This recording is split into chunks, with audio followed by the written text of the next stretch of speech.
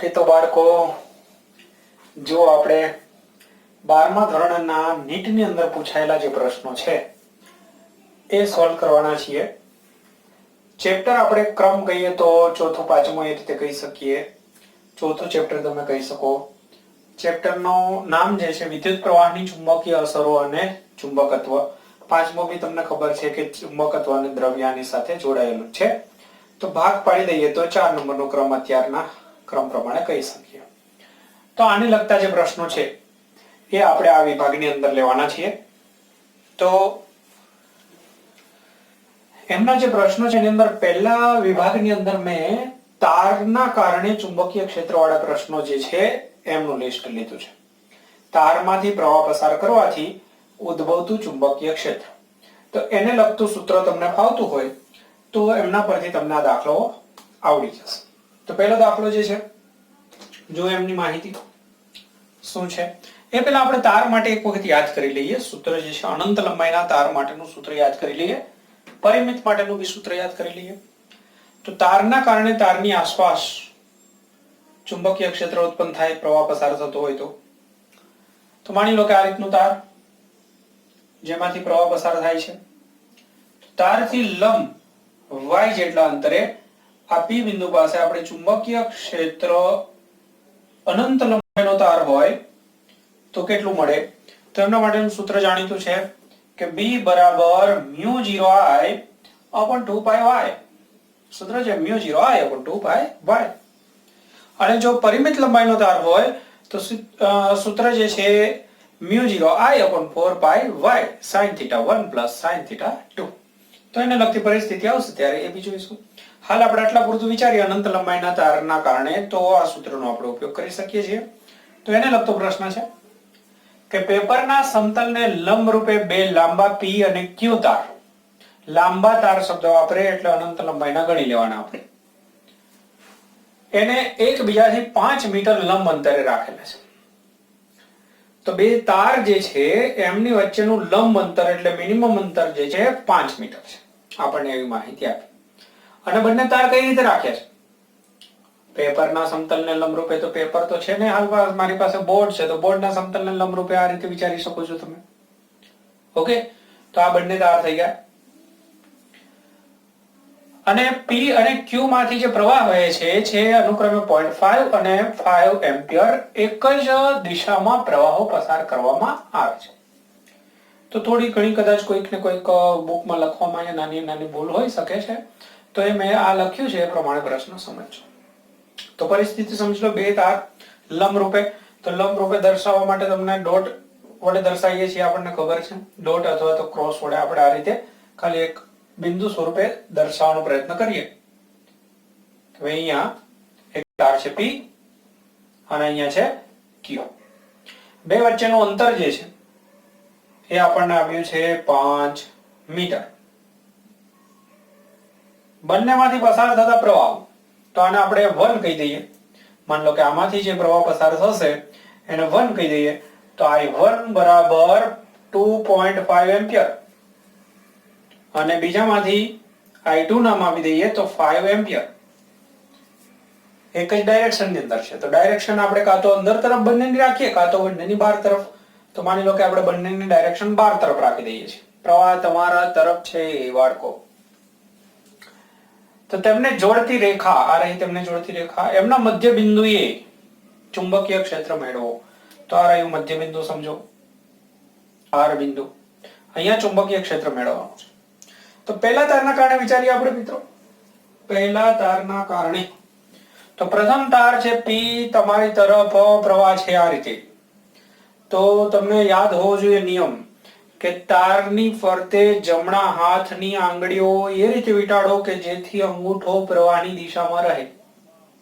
તો પહેલા તો જમણો હાથ શોધવાનો. ઘણા ડાબા હાથે આમ કસરત કરતા હોય છે, પછી કઈ સેટ જ નહીં થતું. એટલે પહેલા તો શોધવાનો કે જમણો હાથ કયો છે, પછી જમણા હાથે તારને પકડવાનો, કરંટ ના લાગે તે રીતે.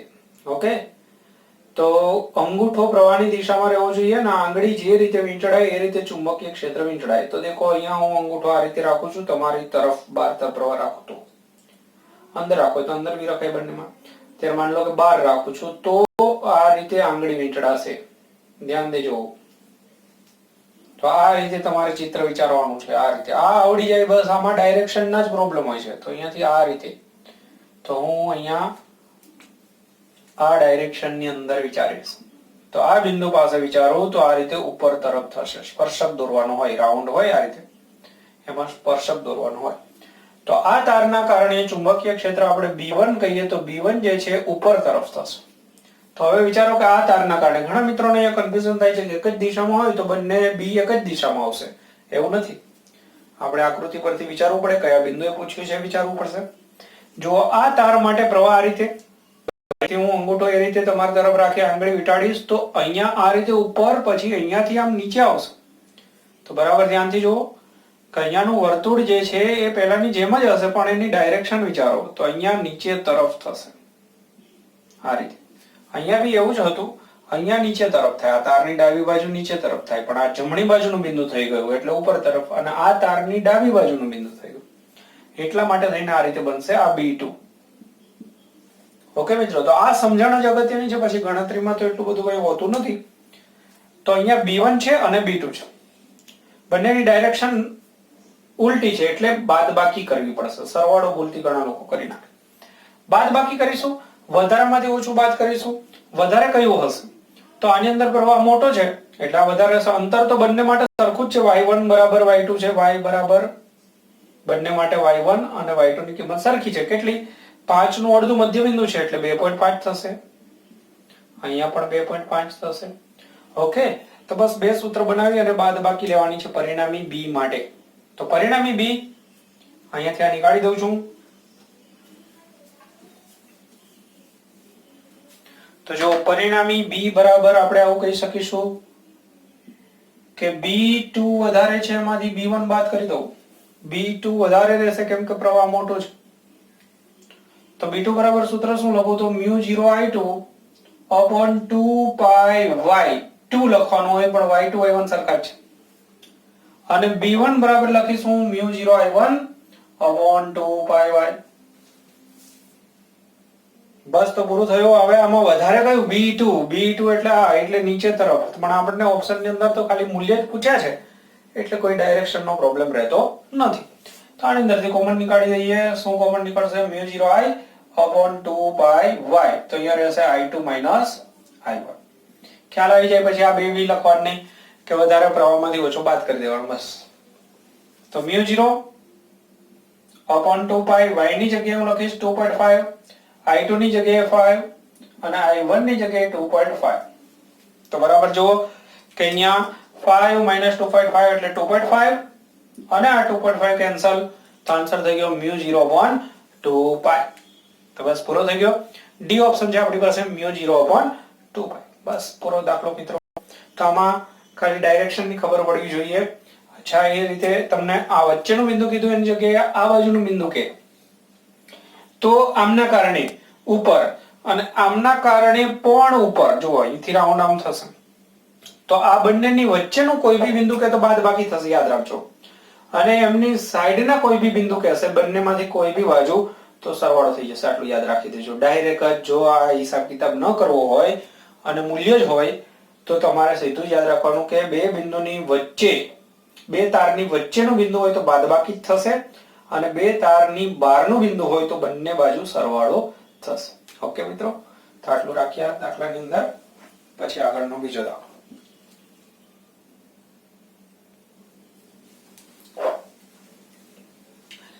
તો જો બાળકો, અહીંયા પ્રશ્ન છે તારમાંથી પસાર થતા પ્રવાહ પર આધારિત જ છે, પણ અહીંયા બે સમાંતર તાર વાળો પ્રશ્ન છે. તો એનું સૂત્ર યાદ દેવડાવી દઉં કે બે સમાંતર તારની અંદરથી પ્રવાહ પસાર થતો હોય I1 અને I2 અને એમની વચ્ચેનું અંતર d હોય તો લાગતા બળનું સૂત્ર યાદ કરો. L લંબાઈ દીઠ F બરાબર μ0 I1 I2 L upon 2 pi d, અથવા y અંતર હોય તો y. તો આ સૂત્રનો આપણે ઉપયોગ કરવાનો છે.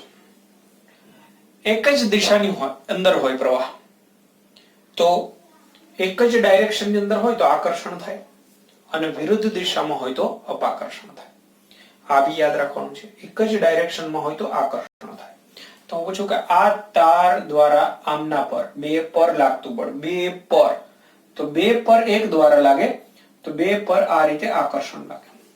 તો અહીંયા એને લગતો પ્રશ્ન છે. જુઓ, પેપરના સમતલને લંબરૂપે સમાન પ્રવાહ I નું એક જ દિશામાં વહન કરતા 3 તાર આપી દીધા છે. તો એક તો અહીંયા 3 તાર દેખાય નહીં, ઘણા તો 2 તાર જ દેખાય. સાહેબ તાર જ આમાં તો 2 દેખાય છે ને, તો આ તાર નથી ખરેખર. તાર અહીંયા છે, A, B અને C 3 તાર છે. તો એ જ પહેલા તો સમજો. તાર છે લંબ રૂપે, સમતલને લંબ રૂપે, એટલે આ રીતે તાર છે. આગળના દાખલામાં હતું એ રીતે. 3 ની અંદર એક જ ડાયરેક્શન ની અંદર પ્રવાહ પસાર થાય છે, એક જ ડાયરેક્શનમાં. તો માન લો કે બધામાં 12 તરફ રાખવો હોય તો 12 તરફ, 15 તરફ રાખવો હોય તો 15 તરફ. અને ગોઠવણી અહીંયા આપણને દર્શાવેલ છે. મધ્યમાં રહેલા બી તાર પર, બી તાર શોધો, અહીંયા પડ્યો છે. આ તાર પર લાગતા એકમ લંબાઈ દીઠ બળ જે લાગે એનું મૂલ્ય શોધવાનું છે. તો આમ જોવા જાવ તો ઘણું સહેલું છે. બી તાર પર પહેલા કોના દ્વારા બળ લાગશે? જો A દ્વારા લાગશે અને C દ્વારા લાગશે. પ્રવાહની ડાયરેક્શન એક જ છે એટલે આકર્ષણ એટલે ખેંચશે. તો બી તાર પર A દ્વારા બળ આ બાજુ લાગશે અને બી તાર પર C દ્વારા બળ આ બાજુ લાગશે. કદાચ ડાયરેક્શન પ્રવાહની આડાવડી હોય તો બી કોઈ પ્રોબ્લેમ નથી, કારણ કે અપાકર્ષણ થાય તો આ બાજુ લાગે, કદાચ આનું આ બાજુ લાગે, પણ 90 ના એંગલ લાગશે. સમજો, એક બળ જે છે અહીંયા લાગશે, એને આપણે F1 કહી દઈએ, અને એક બળને આપણે F2 કહીએ. તો એમની દિશા વચ્ચેનો ખૂણો તમને 90 દેખાશે. કોઈ બી ડાયરેક્શન ની અંદર તરફ રાખશો કે બહાર તરફ રાખશો, બંને બળ વચ્ચેનો ખૂણો 90 મળશે. તો પહેલા આપણે શું કરીએ કે એક બળ જે છે અને બીજા બળ વિશે વિચારીએ તો આ સૂત્રનો ઉપયોગ કરવાનો છે. આ L લંબાઈ દીઠ છે, તો આપણે એકમ લંબાઈ દીઠ જોઈતું હોય તો આ L ને ભાગાકારમાં લાવી દો, એટલે એકમ લંબાઈ દીઠ બળ આપણને મળી જશે. આપણને એકમ લંબાઈ દીઠ પૂછ્યું છે તો એને F1 ડેશ કહીએ. તો F1 by L બરાબર સૂત્ર શું થશે? તો જુઓ, μ0 I1 અને I2. તો પ્રવાહ તો બધે 3 માં સરખા જ છે, એટલે I1 ને પણ I કહીએ, I2 ને પણ I કહીએ, એટલે I2 થઈ જશે. નીચે 2 પાઈ અને બે તાર વચ્ચેનું અંતર સમજો D. અહીંયા પણ D છે, અહીંયા પણ D છે. તો આ સૂત્ર થઈ ગયું. આ પણ શું થયું કે B પર A દ્વારા લાગ્યું, હવે B પર C દ્વારા આટલું જ હશે, એને આપણે કહી દઈએ F2 ડેશ. પણ શું છે કે બંનેની ડાયરેક્શન વચ્ચેનો ખૂણો 90 છે, એટલે પરિણામી બળ જો જોઈતું હોય તો તમારે આ રીતે કરવું પડે, F1 dash plus F2 dash, અને એમની વચ્ચેનો ખૂણો 90, એટલે બળનું મૂલ્ય આપણને જોઈતું હોય તો અંડરરૂટ વાળું સૂત્ર વાપરવું પડે, આપણે જાણીએ છીએ. બરાબર છે? 90 નો એંગલ હોય બે સદિશ વચ્ચે, તો પરિણામી જોઈતું શું કરે? અંડરરૂટ ની અંદર a² + b² કરીએ કે નહીં? બસ તો એ જ વસ્તુ છે. તો અહીંયા મૂલ્ય બંનેના આટલા જ થશે. તો તમને ખબર છે કે મૂલ્ય આટલું હોય અને બે વખત હોય તો √2 આવી જાય, તમને ખ્યાલ તો છે જ, પણ છતાં બી આપણે લખી દઈએ અંડરરૂટ ની અંદર આમનો વર્ગ, આનો x ધારો, ચલો x, તો x નો વર્ગ પ્લસ x નો વર્ગ એટલે થશે રૂટ ની અંદર 2x નો વર્ગ, તો થશે √2x. તો આ ખ્યાલ જ હોવો જોઈએ, આવું બધું કરવાનું ના હોવું જોઈએ, પણ આ તો પહેલી વખત છે એટલે કરી દઉં છું. તો √2 × x, તો √2 × x કોના બરાબર ધાર્યું હતું? તો μ0 I² / 2 પાઈ અને d. તો મિત્રો અહીંયા જે ઓપ્શન છે એને ચેક કરો. તો √2 વાળો ઓપ્શન નથી પણ કેન્સલ કરેલ છે આ રીતે, તો આમાંથી એક √2 નીકાળી દઈએ, તો μ0 I² / √2 પાઈ અને d. તો આ રીતે એક ઓપ્શન તમને ક્યાંથી મળી જવો જોઈએ, તો એ ઓપ્શન થશે આપણને C ઓપ્શન. C ઓપ્શન આપણો સેટ થઈ જશે. તો જો રીત ખબર પડવી જોઈએ, ડાયરેક્શન ની અંદર ખબર પડવી જોઈએ, સૂત્ર અને પરિસ્થિતિ ખબર પડવી જોઈએ. જો પ્રેક્ટિસ આની સારી હોય તો કોઈ વાર નથી લાગતી, કે દિમાગની અંદર હોય કે ભાઈ એક બળ જ શોધવાનું છે અને બે વચ્ચેનો ખૂણો 90 એટલે સીધું જ √2 અહીંયા લાગી જાય, બસ. પછી ઓપ્શન પ્રમાણે થોડું સેટ કર્યું આપણે √2 વાળું. ઓકે, તો જોઈ લો દાખલો સરસ એવો.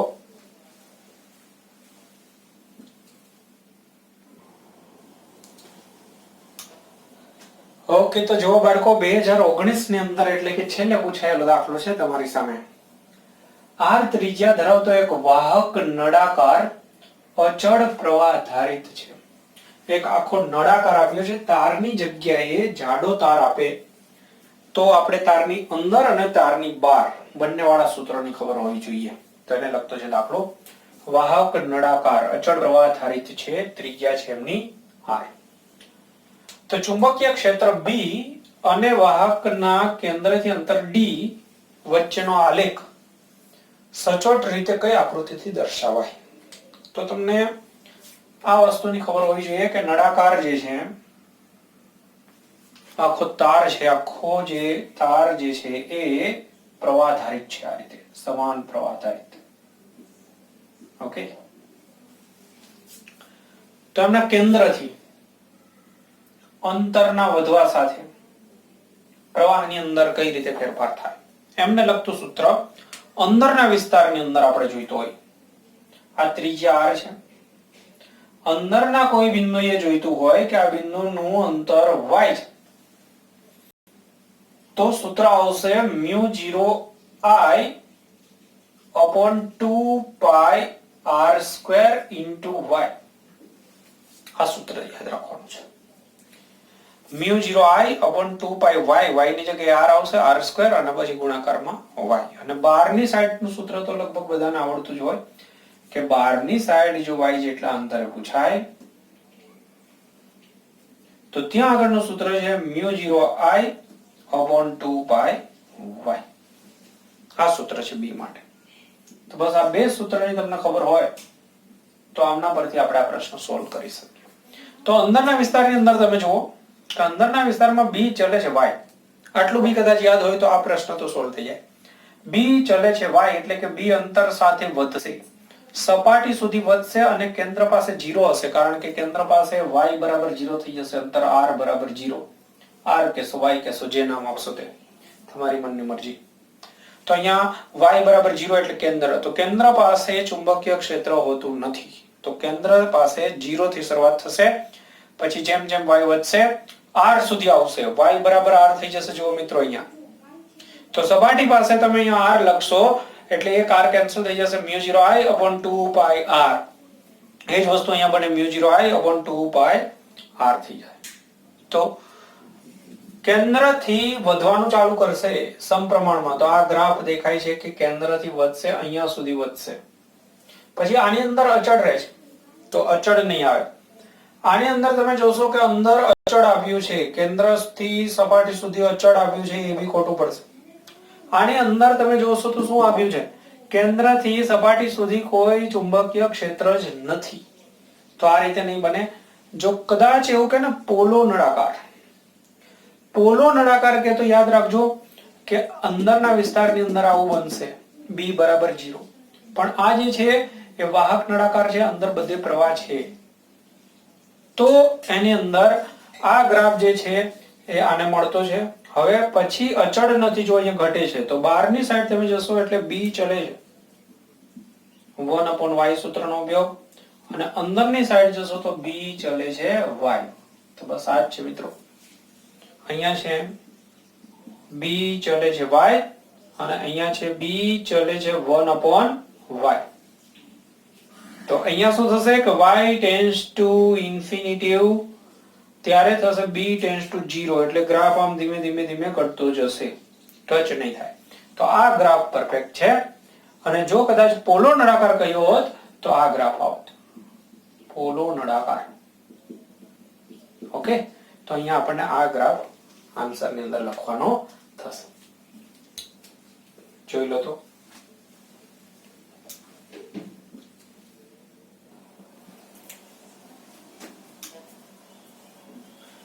તો જો બાળકો 2016 ની અંદર પૂછાયેલો દાખલો છે, અને ફરીથી આજ મેથડ તારને લગતા દાખલાઓ જ મેં ગોઠવી દીધા છે. તો એની અંદર ફરીથી આગળનો જે દાખલો ગણ્યો હતો એનું સૂત્ર આવડતું હોય તો આ દાખલો પણ જો 2 વખત પર આધારિત પૂછાયો. એ ત્રિજ્યાના લાંબા સુરેખ તારમાંથી સ્થાયી પ્રવાહ વહી રહ્યો છે. એ ત્રિજ્યા આપી છે, અત્યારે r ની જગ્યાએ એ આપ્યું છે. તો r ની જગ્યાએ ત્રિજ્યા, પછી આ તારના આડછેદ પર પ્રવાહ એક સમાન રીતે વિતરિત થયેલો છે. આ બહુ અગત્યનું વાક્ય છે. આખો નળાકાર છે આ રીતે, અને નળાકાર પર બધે જ પ્રવાહ પસાર થઈ રહ્યો છે, સમજો આ રીતે. આ નળાકાર, આની અંદર પ્રવાહ છે બધે જ. ઓકે, તો આની ત્રિજ્યા જે છે આપણે જે r કહેતા હતા એ r બરાબર a છે. પ્રવાહ બધે એક સરખો. તારના અક્ષથી ત્રિજ્યાવર્તી અંતર, આ તારની અક્ષ કહી દો, તારની અક્ષ એનાથી ત્રિજ્યાવર્તી એટલે આ લાઈન પર a/2 અંતરે, અને એટલે અહીંયાથી આપણે પહેલો બિંદુ a/2 આને p બિંદુ કહી દઉં. તો અહીંયા આપણને કહ્યું છે ચુંબકીય ક્ષેત્ર B1 અને 2a અંતરે, 2a અંતરે એટલે અહીંયાથી કોઈક આ બિંદુ લઈ લો q.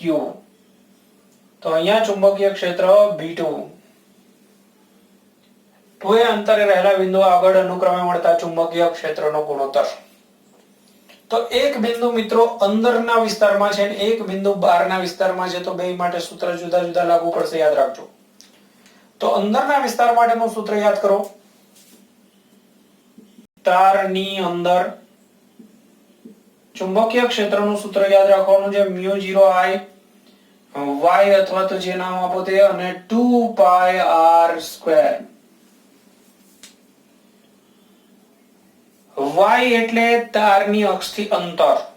તો તારની અક્ષથી અંતર જે છે અહીંયા આપણને આપ્યું છે a/2, આટલું અંતર a/2 આપ્યું છે.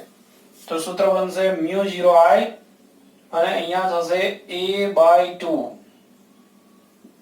અને ભાગાકારની અંદર 2π, r ની જગ્યાએ a², કેમ કે ત્રિજ્યા r બરાબર a છે.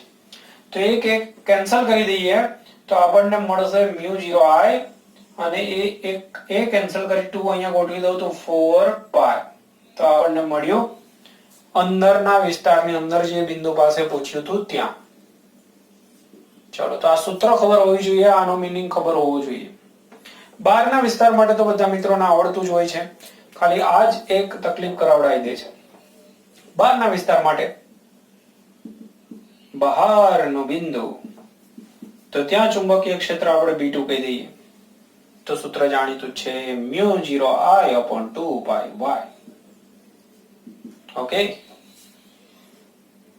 તો μ0I/2π, y એટલે તારથી અંતર, અક્ષથી અંતર. તો અક્ષથી q સુધીનું અંતર આપણને કહ્યું છે 2a. તો અહીંયા આપણે લખીશું 2a. તો મિત્રો શું થશે હવે? μ0I/4πa. દેખો, બગડો અને એકડો બંને સરખા જ છે. એ અહીંયા ક્યાં રહી ગયો? એક. એ તો હોવો જોઈએ અંતર તો એ. ઓકે, તો એ બંનેમાં એ જ છે, સ્ક્વેર નથી. આપણને ગુણોત્તર પૂછ્યો છે, તો ગુણોત્તરની અંદર આપણે વાત કરીશું તો B1/B2 બરાબર થશે 1:1. તો આપણો ગુણોત્તર થઈ જશે. ઓકે, તો આપણને જે ઓપ્શન આપ્યા છે એની અંદર બી ઓપ્શન સેટ થશે. તો જો આ મિત્રો દાખલા જે મેં તમને આપ્યા એ બધા તાર પર આધારિત કંઈક ને કંઈક ગોઠવણી વાળા દાખલાઓ હતા. ઓકે, તો જોઈ લો આ દાખલો.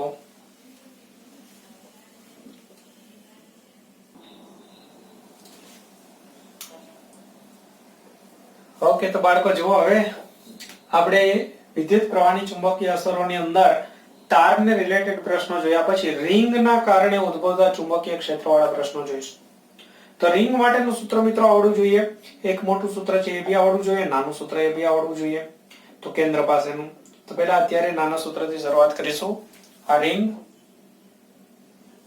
માની લો કે એની અંદર પ્રવાહ પસાર થાય છે, તો રિંગના કેન્દ્ર પાસે ચુંબકીય ક્ષેત્ર. એમના માટેનું સૂત્ર, પ્રવાહ જો I જેટલો હોય, રિંગની ત્રિજ્યા r રાખીએ અથવા a રાખીએ. ઓકે, તો અહીંયા ત્રિજ્યા જે છે એની સંજ્ઞાઓમાં ઘણાનો પ્રોબ્લેમ થતો હોય છે.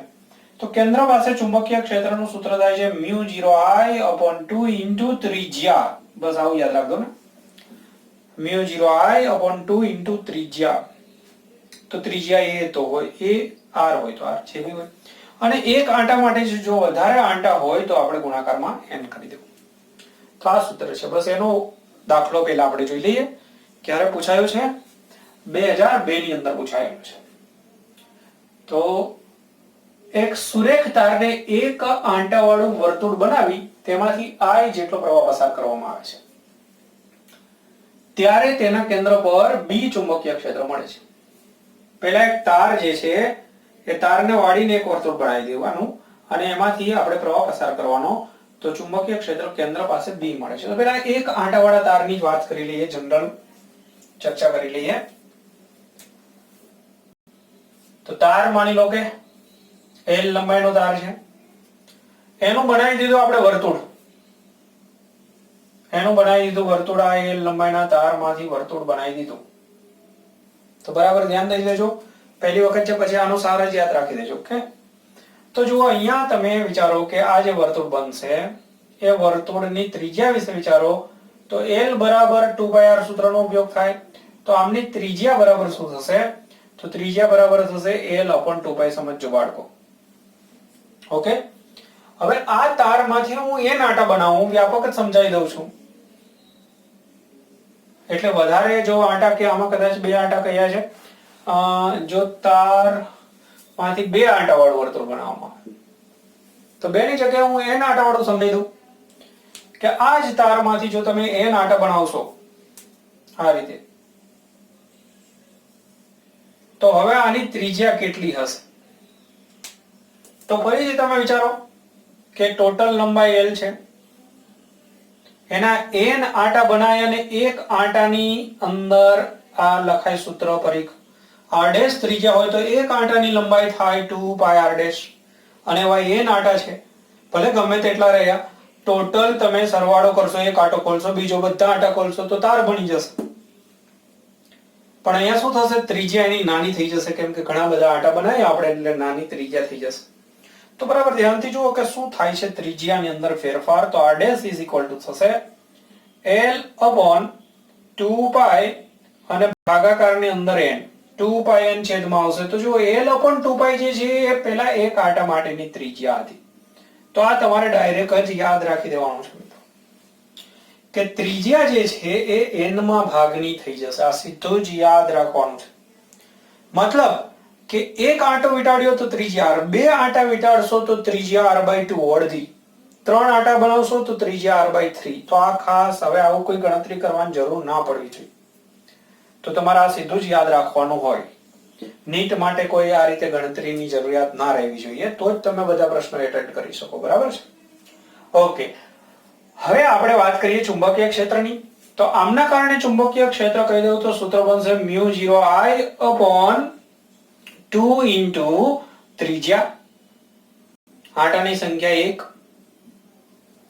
અને હવે આમના માટે આપણે વિચારીએ તો શું બનશે? μ0I પ્રવાહીનો એજ કહેતો ચેન્જ કહેતો, એમાં બી ચેન્જ, ભાગાકારની અંદર 2r' ઇન્ટુ, હવે આંટાની સંખ્યા આવશે, આપણે n આંટા બનાવ્યા તો આ સૂત્રની અંદર પહેલા એક આંટો હતો, એની જગ્યાએ n આંટા વાળું ઉછળું થઈ ગયું હવે આપણી પાસે.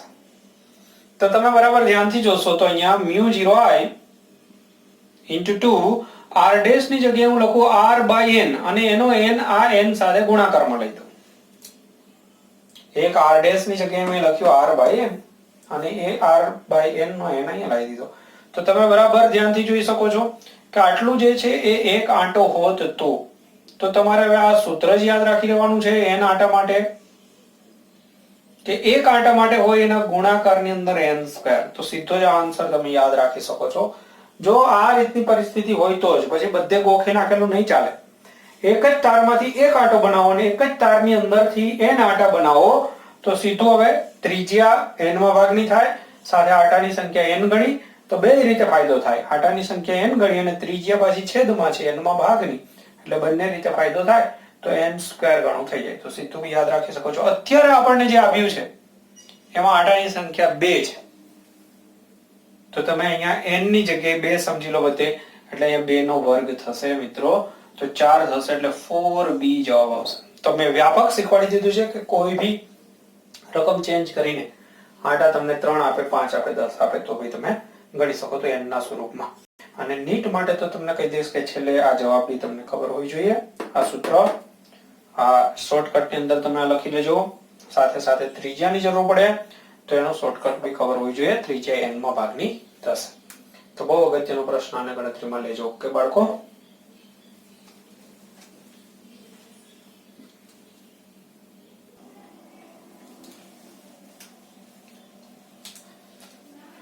જો તમારી સામે 2006 ની અંદર પૂછાયેલો એક જોરદાર દાખલો છે, બહુ મસ્ત એવો દાખલો છે, બરાબર સમજવા લાયક.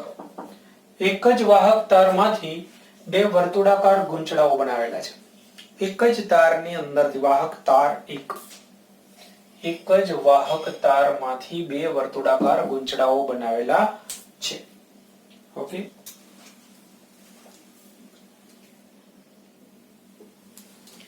હા તો જો વચ્ચે થોડું ડિસ્ટર્બ આવી ગયું. શું ચર્ચા કરતા હતા આપણે કે એક જ તારની અંદરથી બે વર્તુળાકાર ગૂંચળા બનાવેલા છે. પ્રથમ કોઇલની ત્રિજ્યા બીજી કોઇલની ત્રિજ્યા કરતા બમણી છે. તો ત્રિજ્યા માટે આપણે વાત કરીએ તો R1 કહી દઈએ. પહેલી કોઇલની ત્રિજ્યા એ બીજી કોઇલની ત્રિજ્યા R2 કરતા બમણી છે. આ રીતે આપણે રાખીએ.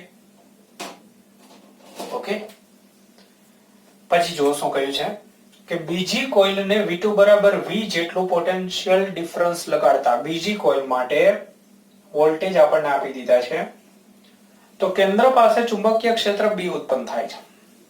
એટલે B2 માટેની વાત ચાલી રહી છે, બીજી કોઇલ માટે વાત ચાલે છે. હવે પ્રશ્ન કર્યો કે પ્રથમ કોઇલના બે છેડા વચ્ચે વોલ્ટેજ કેટલો રાખીએ. આ બીજી કોઇલની વાત પૂરી થઈ. હવે પ્રથમ કોઇલ માટે વોલ્ટેજ કેટલો રાખીએ કે તેના કેન્દ્ર આગળ ઉદ્ભવતું ચુંબકીય ક્ષેત્ર પણ B જેટલું જ મળે. એટલે કે B1 બરાબર પણ B જેટલું મળે. તો એમના માટે કેટલો વોલ્ટેજ રાખવો પડશે. બંનેની અંદર આંટાની સંખ્યા આપણને સરખી આપી છે. જુઓ, આંટાની સંખ્યા બંનેમાં સરખી, એટલે કહ્યું કે N1 બરાબર N2 અને R1 પ્રથમ ગૂંચળાનો અવરોધ અને I2 બીજા ગૂંચળામાં પ્રવાહ. ઓપ્શનની અંદર R1 અને I2 ના સ્વરૂપે આપણને ગોઠવણી આપી છે, એટલે એમની સ્પષ્ટતા કરી દીધી. તો જુઓ, પહેલા ગૂંચળા માટે આપણે વિચારીએ. પ્રથમ ગૂંચળા માટે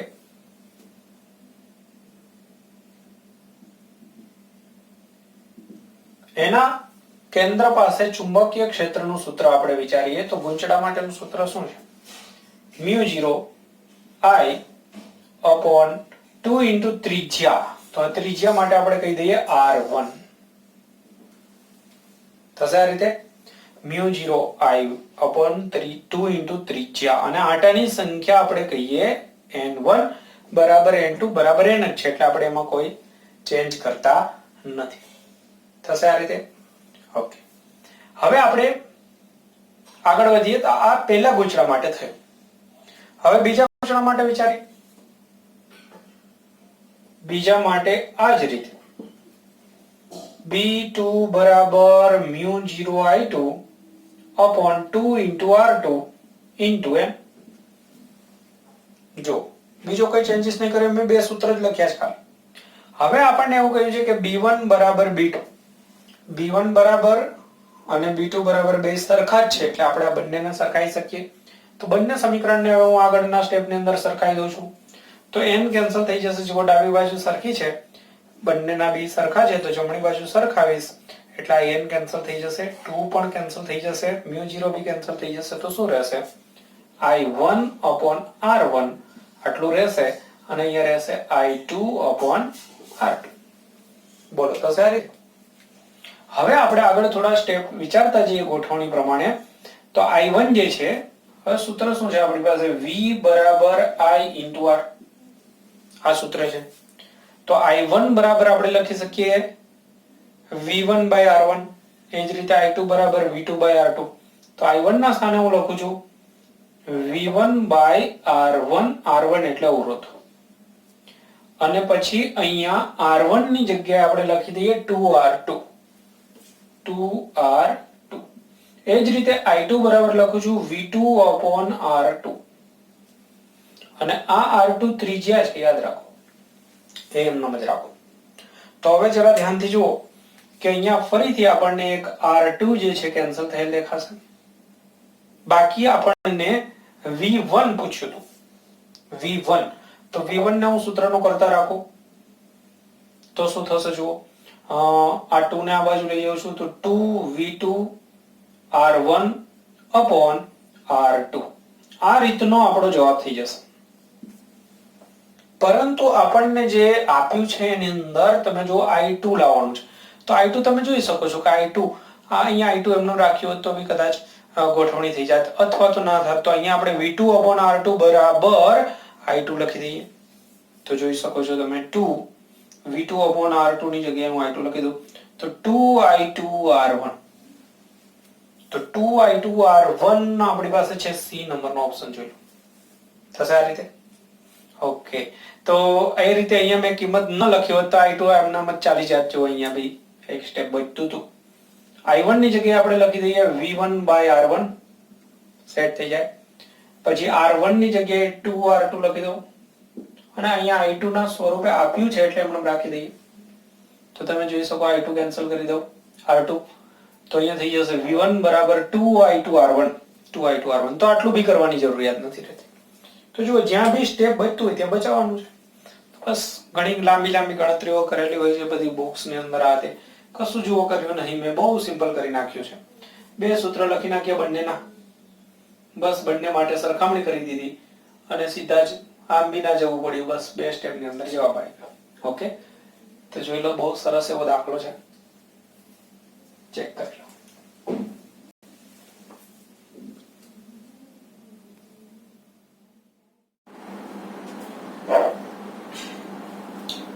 ઓકે મિત્રો, તો જો 2010 ની અંદર પૂછાયેલો પ્રશ્ન, રિંગ વાળા આપણે પ્રશ્ન લઈએ છીએ. તો આની અંદર થોડા ફેરફાર કરેલ પ્રશ્ન છે. R ત્રિજ્યાની એક વર્તુળાકાર વાહક રિંગનો અડધો ભાગ XY સમતલમાં છે તથા બાકીનો અડધો ભાગ XZ સમતલમાં ગોઠવેલો છે. એટલે રિંગ જે હોય એ રિંગને વાળી દીધી છે આ રીતે. અડધો ભાગ એક સમતલમાં છે અને બાકીનો અડધો ભાગ બીજા સમતલમાં છે. રિંગ જે પરિસ્થિતિ આ રીતે હોય એને આ રીતે વાળી દીધેલી છે 99 એંગલે. બરાબર, જો આ રીતે પ્રશ્ન x, y અને z સમતલ આપણે લખ કરીએ. માન લો x, y અને z. તો પેલો અડધો ભાગ XY સમતલમાં છે, તો x અને y સમતલ ગણી લઈએ. તો માની લો કે આટલો ભાગ થયો XY સમતલની અંદર અને બાકીનો જે અડધો ભાગ જે છે એ XZ સમતલમાં છે. એટલે XZ સમતલ એટલે આ ભાગ થયો. થોડું સરળતા રહે એટલે આપણે અહીંયાથી જો ડ્રો કરવાનું કરીએ તો દેખવામાં સારું રહેશે. સમજો આ રીતે. અને બાકીનો અડધો ભાગ જે છે XZ સમતલની અંદર વિચારો.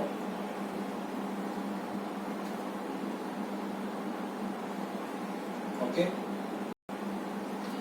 તો આ જે છે તળિયું છે, સમજો આ રીતે. તળિયાના સમતલમાં છે અડધો ભાગ અને અડધો ભાગ આ રીતે ઉપર.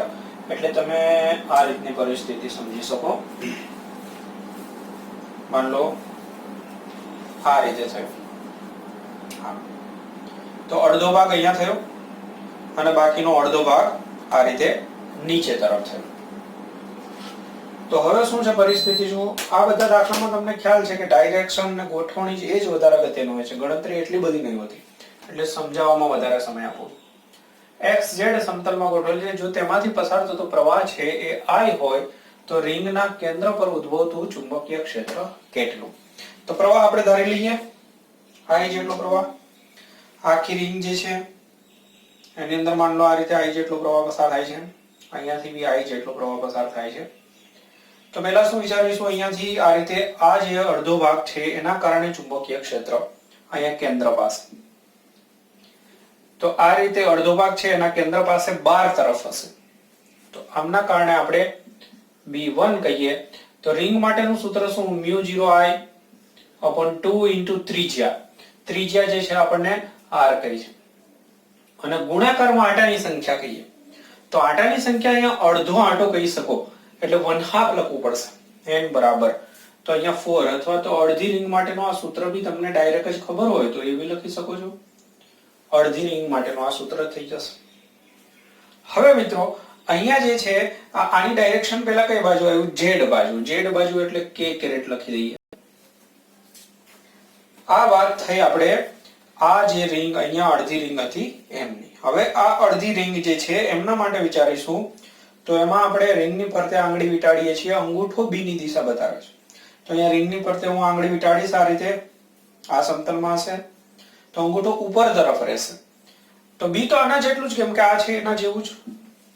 તો અહીંયા B2 કહીએ તો આ જ વસ્તુ આવશે μ0I upon 4R, પણ એમની ડાયરેક્શન ઉપર થઈ એટલે કે જે કેરેટ અત્યારની પરિસ્થિતિ પ્રમાણે.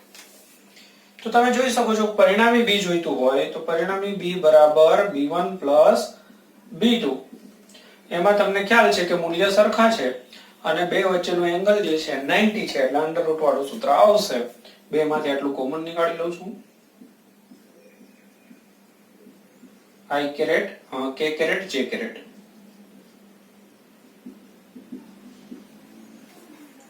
તો તમે આ રીતે સદિશની ભાષામાં જાઓ તો બી આનું મૂલ્ય જોઈતું હોય તો અંડર રૂટ ની અંદર 1 સ્ક્વેર પ્લસ 1 સ્ક્વેર એટલે 2 થાય, અથવા ડાયરેક્ટ બી 90 ના એંગલે હોય તો તમને ખ્યાલ જ છે b square b1 square plus b2 square આટલું થશે અંડર રૂટમાં. તો b બરાબર થઈ જશે √2 ઇન્ટુ આ √2 ઇન્ટુ x, આને x કહી દો અને px કહી દો.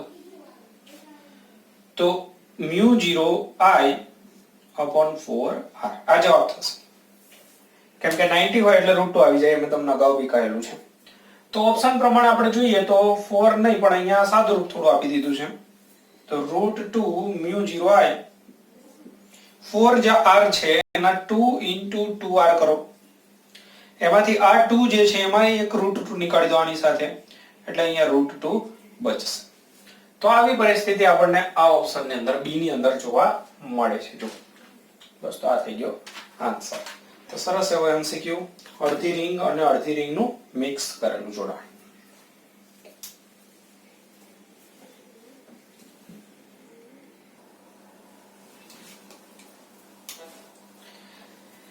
તો જો બાળકો તમારા માટે બીજી વેરાયટી હાજર છે 2012 ની અંદર પૂછાયેલો પ્રશ્ન. આર ત્રિજ્યાના બે સમકેન્દ્રીય ગૂંચળાઓ છે. પહેલી વખતે એક ગૂંચળામાંથી અડધું કર્યું હતું. આ વખતે ગૂંચળાઓને પસંદ નહીં એટલે બે ગૂંચળાઓ લઈ લીધા છે. આર ત્રિજ્યાના બે ગૂંચળાઓ પરસ્પર લંબ સમતલમાં જ રાખેલા છે આગળની જેમ જ. તો માની લો કે આપણે આ રીતે બે ગૂંચળાઓ ગોઠવીશું.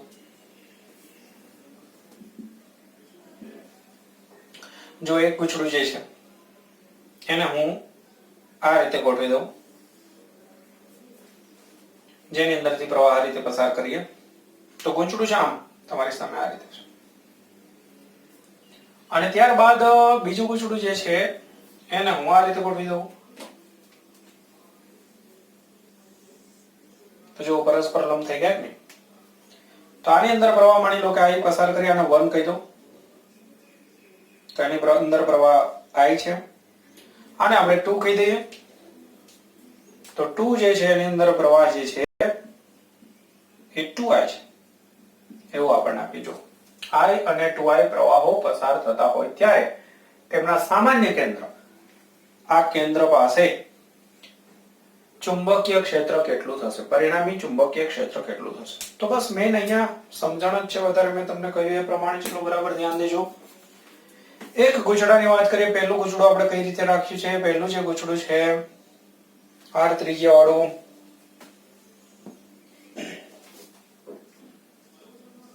ઓકે, એ જે ગૂંચળું છે મેં આ રીતે રાખ્યું છે બાળકો. જો આ રીતે.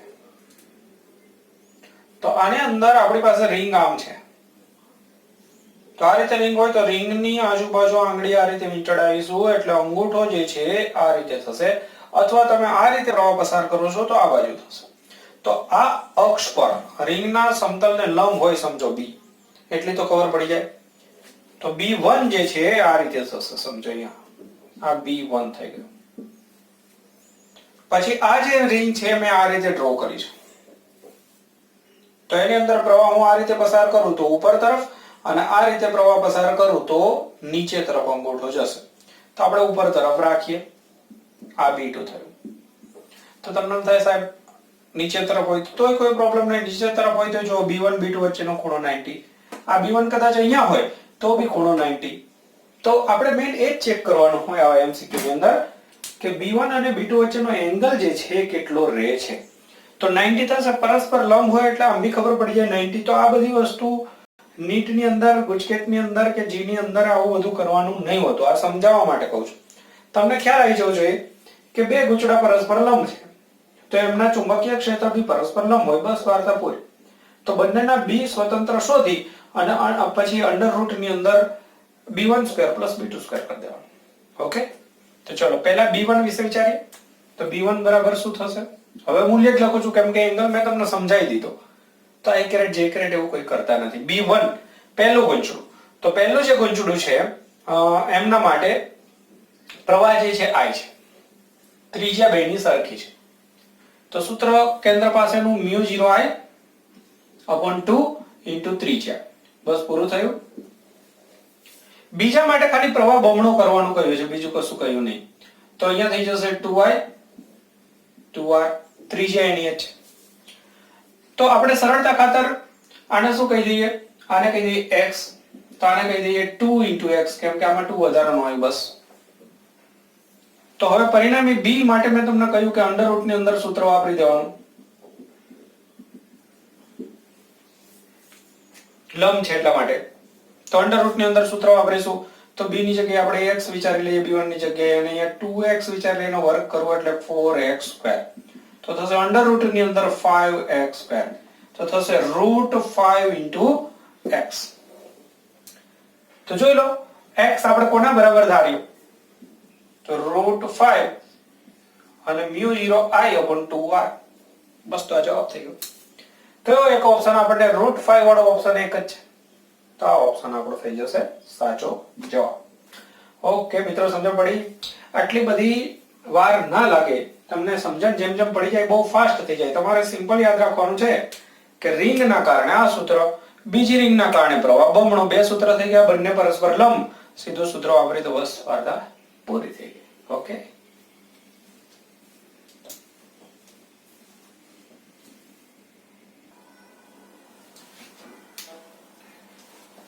તો બાળકો જુઓ, નવો પ્રશ્ન તમારી સામે, પણ એ નવો નથી કારણ કે જૂનો પ્રશ્ન છે.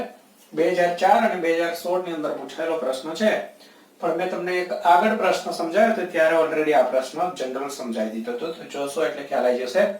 એક લાંબા તારમાંથી સ્થાયી પ્રવાહ આવે છે અને એને વાળીને તારમાંથી વર્તુળ બનાવી દીધું.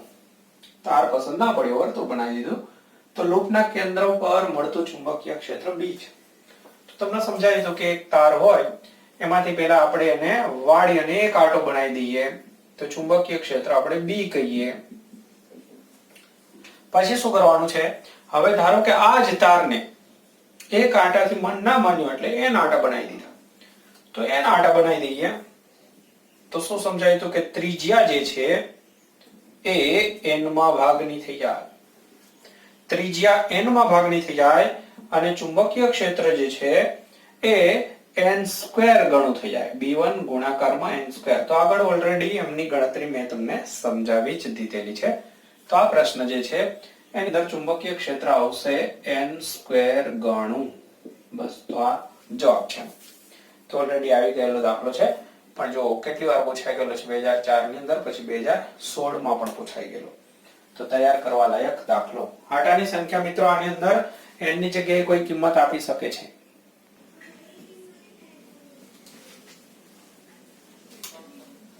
તો જો બાળકો, તમારી સામે 2015 ની અંદર પૂછાયેલ જોરદાર પ્રશ્ન, જેની અંદર હવે મિક્સ કરવામાં આવ્યું છે. પહેલા આપણે જોયા તારના કારણે, પછી રિંગના કારણે, હવે રિંગ અને તાર મિક્સ કર્યા છે આની અંદર. પરિસ્થિતિ જો આકૃતિમાં દર્શાવ્યા અનુસાર તારના આકારમાંથી I પ્રવાહ પસાર થાય છે. આ રીતનો તારનો એક આકાર આપ્યો છે. રેડ કલરથી મેં જે ડ્રો કર્યું એ તાર છે. એની અંદરથી પ્રવાહ પસાર થઈ રહ્યો છે. તારનો સુરેખ ભાગ ઘણો લાંબો. તો સુરેખ ભાગ જે છે આ ભાગ થયો એક ખૂબ જ લાંબો ભાગ છે તથા x અક્ષને સમાંતર છે. અહીંયા x અક્ષ ડ્રો કરે છે. જ્યારે અર્ધવર્તુળાકાર ભાગની ત્રિજ્યા r છે. આ અર્ધવર્તુળ જેવો ભાગ દેખાય છે એની ત્રિજ્યા r છે અને YZ સમતલમાં છે. આ YZ સમતલની અંદર આપણા બોર્ડના સમતલમાં છે. તો O બિંદુ પાસે ચુંબકીય ક્ષેત્ર કેટલું હશે? તો જો બહુ સરસ, સમજવા માટે ટાઈમ આપવો પડે. ગણતરી એટલી બધી નહીં, અર્ધ અનંત લંબાઈના તારનું સૂત્ર આવડવું જોઈએ. અર્ધ અનંત, અનંતનું તો આવડે μ0I/2πy. તો અર્ધ અનંતનું સૂત્ર છે μ0I/4πy. યાદ રાખો, પહેલામાં 2πy હતું, આમાં 4πy. આ સૂત્રનો ઉપયોગ. y એટલે તારથી તમારે જ્યાં આગળ ચુંબકીય ક્ષેત્ર જોઈતું હોય ત્યાં સુધીનું અંતર. માન લો આ અર્ધ અનંત તાર છે, એક છેડો આપણી પાસે હોય, એક છેડો અનંત અંતરે, તો અહીંયાથી તમારે જે અંતરે ચુંબકીય ક્ષેત્ર જોઈતું હોય છેડા પાસે, એ તમને મળી જાય એ સૂત્રથી. તો અહીંયા એવી છે, અને અહીંયા ડાયરેક્શનનો કમાલ છે. બરાબર ધ્યાન દેજો. x અક્ષ પર આ તાર છે, તો પરિસ્થિતિ તમે કંઈક આ રીતે સમજો. પહેલો તાર જે છે આ રીતે છે, બીજો તાર આ રીતે, અને પછી અહીંયા એક અડધું વર્તુળ બનશે. સમજો આ બે તાર અને અહીંયા અડધું વર્તુળ.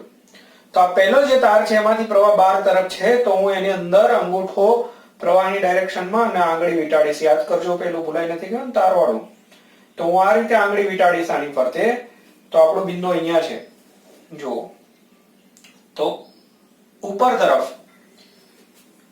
તરફની ડાયરેક્શનની અંદર ચુંબકીય ક્ષેત્ર આવશે. જુઓ, ઓકે, સોરી, અંદર તરફ લીધો છે અહીંયા, બહાર તરફ નથી. તો અંદર તરફ હોય તો પછી આ રીતે થશે. અંદર તરફ હું અંગૂઠો રાખીશ તો આંગળી નીચે તરફ જશે. તો ચુંબકીય ક્ષેત્ર આમના કારણે નીચે તરફ થશે. આ હું પહેલા અર્ધ અનંત તારના કારણે કહી દઉં. તો એક એક ભાગ વિચારતા જઈએ. તો પહેલાના કારણે ચુંબકીય ક્ષેત્ર જે છે અર્ધ અનંત તારના કારણે, સૂત્ર મેં હમણાં કહ્યું તમને, μ0I/4πy. y એટલે અંતર, તારથી અંતર અહીંયા r છે, અને એની ડાયરેક્શન અત્યારની આકૃતિ પ્રમાણે આપણે ચેક કર્યું નીચે તરફ. નીચે તરફ એટલે z જે છે એના માઇનસમાં, એટલે -k કેરેટ થશે બાળકો. જુઓ, હવે વિચારીશું આપણે આ તાર માટે. તો આ તારની અંદર પ્રવાહ બહાર તરફ છે. પહેલામાં બહાર નતો પણ અંદર હતો, આમ હતો.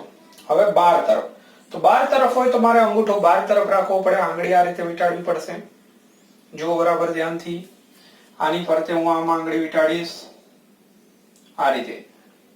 તો અહીંયા ફરીથી નીચે તરફ જ થશે. બી ની ડાયરેક્શન, આપણે આને 2 નામ આપતા જઈએ છીએ, નામ પ્રમાણે ચેક કરો. તો આમના માટે ચુંબકીય ક્ષેત્ર જે છે એ આ જ રીતે થશે, μ0I/4πr અને -k કેરેટ. ઓકે, હવે અર્ધ વર્તુળ જેવો ભાગ જે છે એની અંદર પરિસ્થિતિ કંઈક આમ સમજો. અહીંયાથી આમ અર્ધ વર્તુળ છે, જોઈન્ટ કર્યું છે. તો વર્તુળ માટેનું શું છે નિયમ? આંગળી વર્તુળ ફરતે વીંટાળવાની, અંગૂઠો બી બતાવશે. તો અહીંયા તમે આંગળી આ રીતે વીંટાળશો એટલે અંગૂઠો અંદર તરફ જશે. તો બી ની ડાયરેક્શન 3 નંબરના ભાગ માટે આપણે કહીએ તો અંદર તરફ.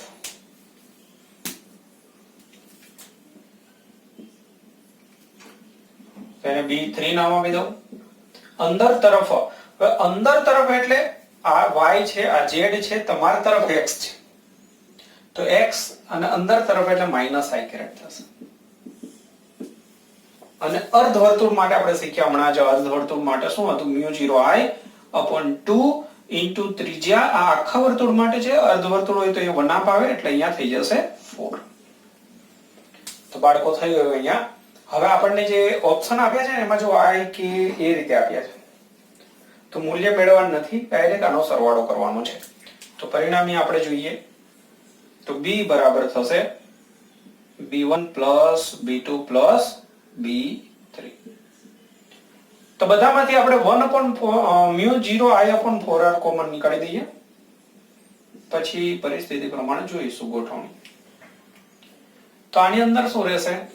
μ0I/4r નીકળી જશે, એટલે -k કેરેટ upon pi રહેશે. ઓકે, ઓપ્શનના સ્વરૂપની અંદર જુઓ તો પાઈ લગભગ બધે નીકાળેલા છે. ઓકે, તો પાઈ પણ આપણે નીકાળી દઈએ. તો પહેલાની અંદર શું રહેશે? μ0I/4πr આખું નીકાળી દીધું એટલે -k કેરેટ રહેશે. બીજાની અંદર પણ એવું જ છે, એનું એ જ છે, એટલે -k કેરેટ. ત્રીજાની અંદર આપણી પાસે પાઈ નથી, તો આપણે શું કરીએ? પાઈ વડે ગુણાકાર કરીએ અને ભાગાકાર, એ રીતે ગુણાકાર ભાગાકાર કરી દઈએ. તો આપણું કામ બને કે આટલો ભાગ આપણે કોમન નીકાળીએ તો અહીંયા રહેશે -pi કેરેટ. તો ચલો હવે આપણે ચેક કરવા પડશે ઓપ્શન ગોઠવણી.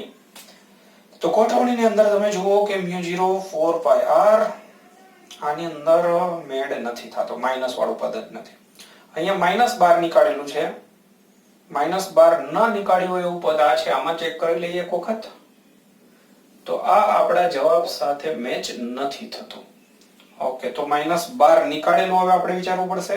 આમના માટે વિચારીએ તો -12 નીકાળીશું એટલે બે પ્લસ થઈ જશે. તો આની અંદર બે -12 નીકાળી દઈએ. ચલો લાસ્ટ આઉટ સ્ટેપ કરી દઈએ તો આ લગભગ ગોઠવણી થઈ જવી જોઈએ. તો μ0i upon 4 pi r આ છે -2 કેરેટ, એમાં માઇનસ નીકળી ગયો એટલે 2k કેરેટ, અને આમાંથી બી માઇનસ નીકળી ગયો એટલે પાઈ i કેરેટ. તો આ આપણો ઓપ્શન જે છે જો મિત્રો સેટ થઈ જાય છે સી ઓપ્શન. તો આ રીતે તો સરસ એવો દાખલો કોમ્બિનેશન જુઓ, ત્રણ વસ્તુનું કર્યું, બે તાર છે અને એક અર્ધવર્તુળ છે, અને એમાં પણ ડાયરેક્શન બહુ ધ્યાનમાં રાખવી પડશે. તો બરાબર સમજવા લાયક દાખલો જોઈ લેજો મિત્રો બરાબર.